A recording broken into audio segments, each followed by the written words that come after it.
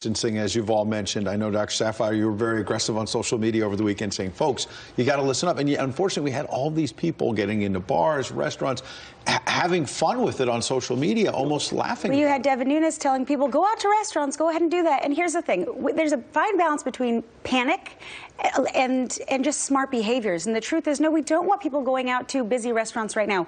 We want people to just kind of stay in their homes for the betterment of just themselves, their families, but also the community. We need to get a handle on the spread, or else we're going to be in the same situation as Italy. And that's not so far off. That could happen here if we don't make smart decisions. I want to bring in Dr. Debbie on that. But first, I want to play something from Dr. Fauci, because this is questioned now in New York, Michigan, all these different places. We're seeing, okay, bars and restaurants can't have dine-in. They could have takeout. Dr. Fauci is now opening the door to maybe a national closure of some kind for up to 2 weeks. Take a listen.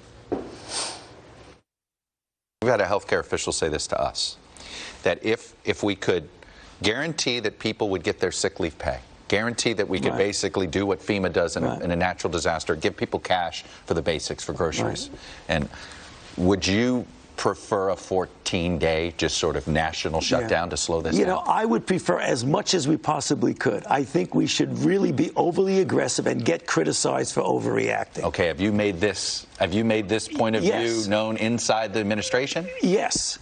We'll see what the task force, what the president, what the vice president, and others think. But from a medical standpoint, that could scare a lot of people, but does it make sense to just shut it down for 2 weeks? Well, I think there's a balance there, because if we look at other countries, for example, in China, when they did that, there was a rise in the domestic violence case, which is another, medical concern that we have too, right? In Italy, they had suddenly all these prison riots, the prisoners escaping. So I think, we can look at one health problem, but we can't look at it in isolation. Okay. There could be civil unrest. The disparity you're talking about is what worries me. Half of us are complying. The other half are out at bars drinking and cavorting in the middle of the night. I mean, we have to have a consistency in that regard, and I think that's what Dr. Fauci is talking about. If we can get people to understand how serious this is and behave. So what is your message to those who are making that decision at home? Because so many are waking up this morning with their kids not going to school for the first time. New York City public schools